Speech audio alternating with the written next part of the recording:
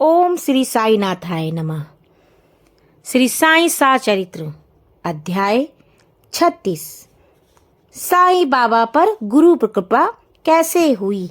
भूखे भजन न होए जब मैं छोटा था। साईं बाबा पर गुरु कृपा कैसे हुई।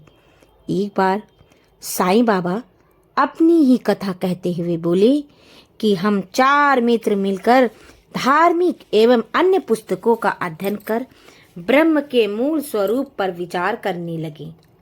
एक ने कहा कि हमें अपना मार्ग स्वयं ही चुनना चाहिए, दूसरों पर निर्भर रहना उचित नहीं है। इस पर दूसरे ने कहा कि हमें अपने संकीर्ण विचारों व भावनाओं में मुक्त होना चाहिए, क्योंकि इस संसार में हमारे अतिरिक्त और कुछ भी नहीं है।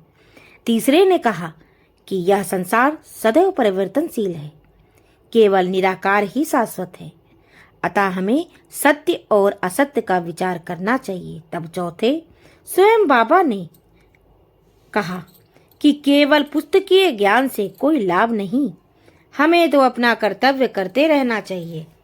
दृढ़ विश्वास और पूर्ण निष्ठा पूर्वक हमें अपना तन मन धन और पंच प्राण आदि सर्वव्यापक गुरुदेव को अर्पण कर देना चाहिए। गुरु भगवान है, सबका पालनहार है। इस प्रकार तर्क वितर्क के बाद हम चारों वन में ईश्वर की खोज के लिए निकले। मार्ग में हमें एक बंजारा मिला, जिसने हम लोगों से पूछा कि हे सज्जनों, इतनी धूप में आप लोग कहाँ जा रहे हैं। प्रत्युत्तर में हम लोगों ने कहा कि वन की ओर।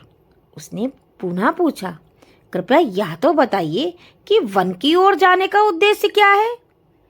हम लोगों ने उसे टालम टोल वाला उत्तर दे दिया तो वह बोला कि बिना पथ प्रदर्शक के इस अपरिचित भयानक वन में भटकते फिरने से कोई लाभ नहीं है। यदि आप लोगों को तीव्र इच्छा ऐसी ही है तो कृपया किसी योग्य पथ प्रदर्शक को साथ ले लें। उसकी विनम्र प्रार्थना पर ध्यान न देकर हम लोग आगे बढ़े। हम लोगों ने विचार किया कि हम स्वयं ही अपना लक्ष्य प्राप्त करने में समर्थ हैं, तब फिर हमें किसी के सहारे की क्या आवश्यकता है। अंत में हम मार्ग भूल गए और बहुत समय तक यहाँ वहाँ भटकते रहे।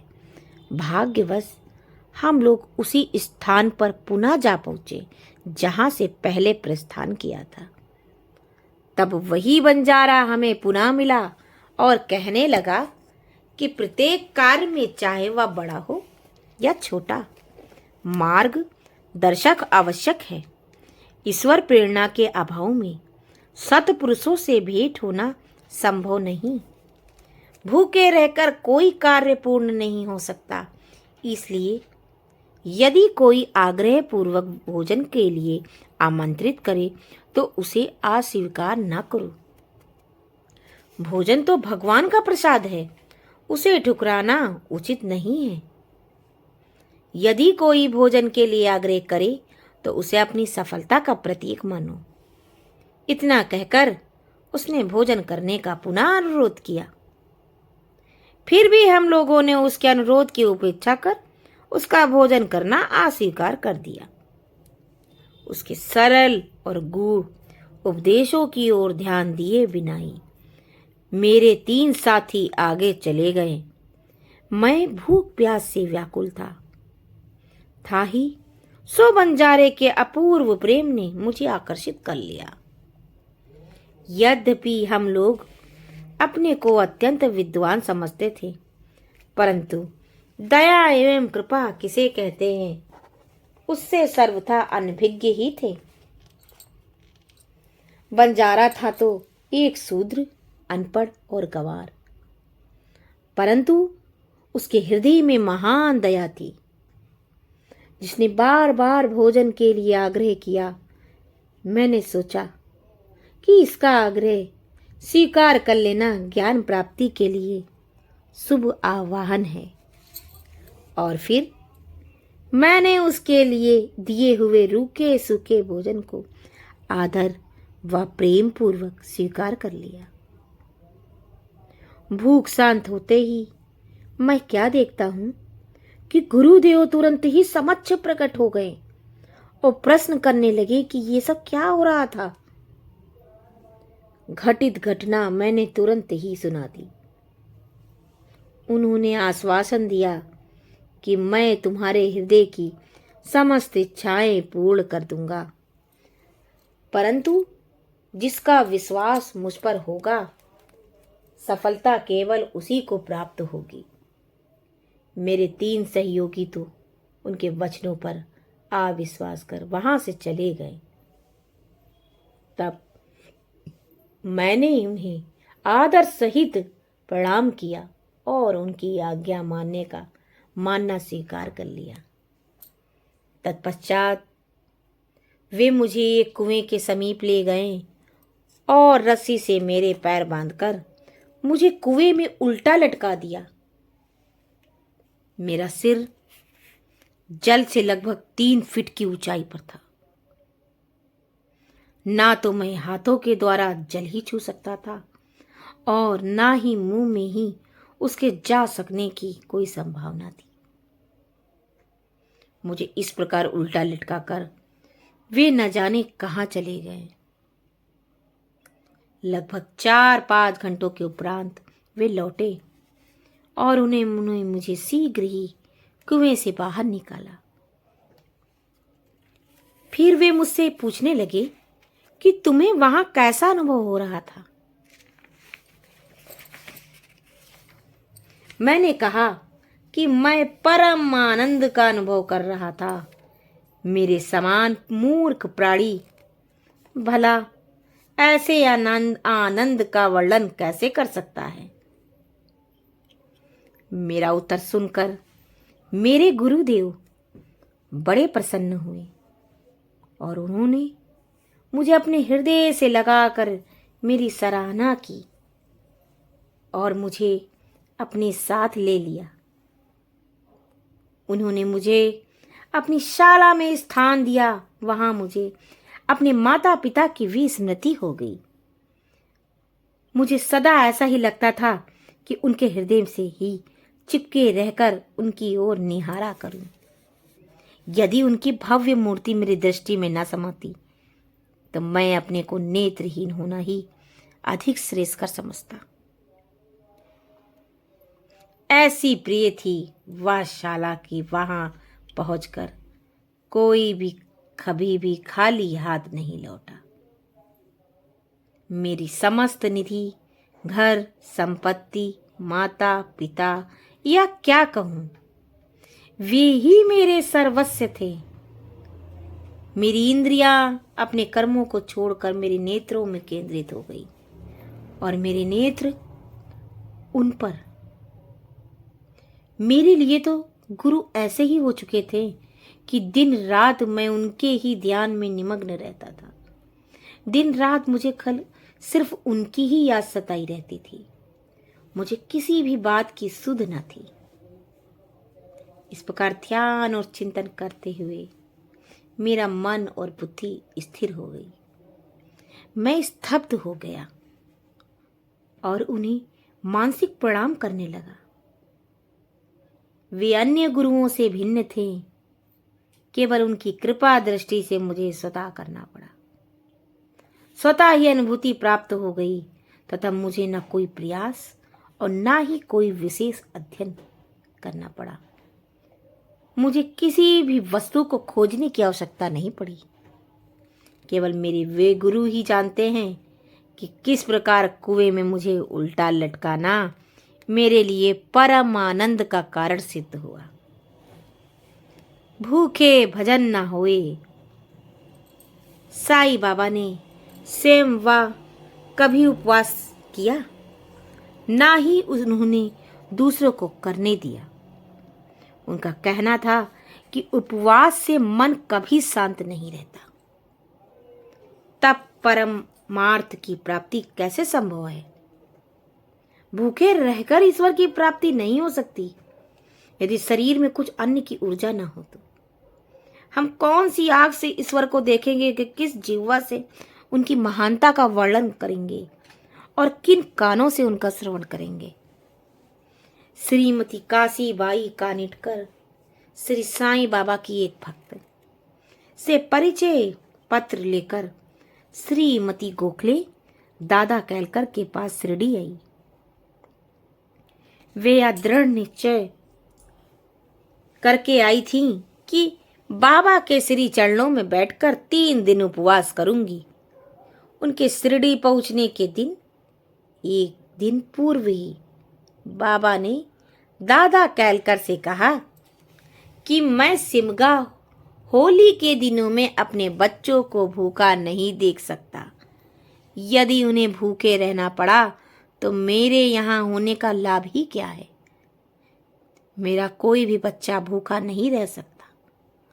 दूसरे दिन जब वह महिला दादा केलकर के साथ मस्जिद में जाकर बाबा के चरण कमलों के समीप बैठी तो बाबा ने कहा कि उपवास की आवश्यकता ही क्या है। दादा भट्ट के घर जाकर पूरन पोली तैयार करो, अपने बच्चों को खिलाओ और स्वयं भी खाओ। वे होली के दिन थे और इस समय श्रीमती केलकर मासिक धर्म से थी। दादा भट्ट के घर में रसोई बनाने के लिए कोई ना था, इसलिए बाबा की युक्ति बड़ी सामायिक थी। श्रीमती गोखले ने दादा भट्ट के घर जाकर भोजन तैयार किया और दूसरों को भोजन कराकर स्वयं भी खाया। जब मैं छोटा था, बाबा ने अपनी बचपन की एक कहानी का इस प्रकार वर्णन किया कि जब मैं छोटा था तब मैं बीड़ गांव आया। यहाँ मुझे जरी का काम मिल गया और मैं पूर्ण लगन व उम्मीद से अपना काम करने लगा। मेरे साथ 3 लड़के और भी काम करते थे। मेरा काम उन तीनों से दुगना हो गया। मेरी निपुणता देखकर सेठ बहुत ही प्रसन्न हुआ। वह मुझे बहुत अधिक चाहता था और मेरी प्रशंसा भी करता रहता।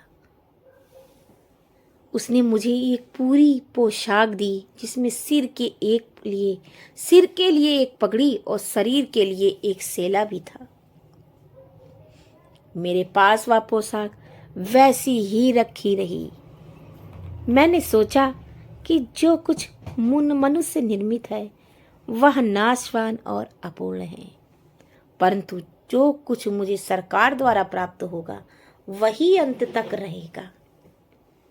किसी भी मनुष्य के उपहार की उससे समानता संभव नहीं। मेरे सरकार कहते हैं ले जाओ।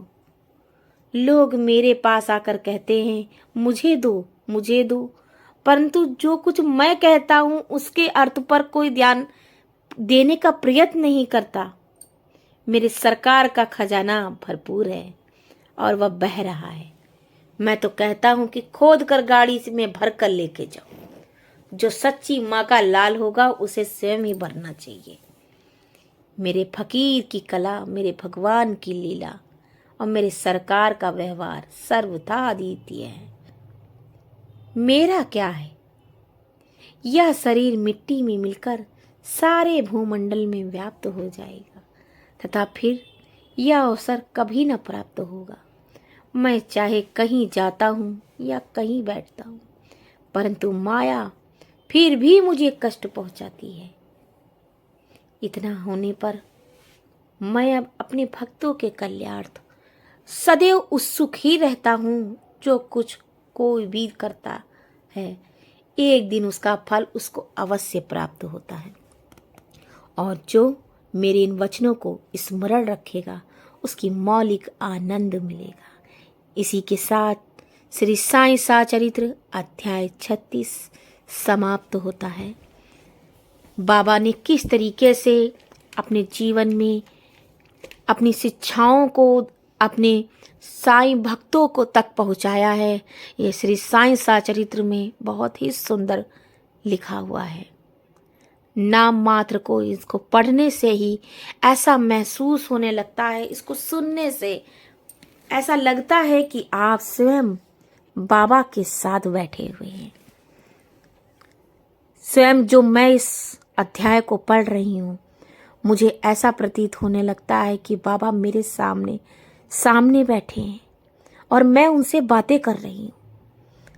आप लोग अगर इसको ध्यान से सुन रहे हो तो आप लोगों को भी ऐसा लग रहा होगा कि बाबा आपके पास ही बैठे हुए हैं, आपसे बातें कर रहे हैं। इसलिए साईं साचरित्र में कही हुई उनकी शिक्षाएं जीवन में उतारिए। बाबा कह रहे हैं कि मेरा व्रत ऐसा करने से क्या फायदा कि आप अपने शरीर को कष्ट दे रहे हो। मैं ये नहीं कहता हूं कि आप कष्टों से मेरी पूजा करो, आप रोज व्रत रहो, बृहस्पति का व्रत रहो या 9 दिन का व्रत रहो, 21 दिन का व्रत रहो।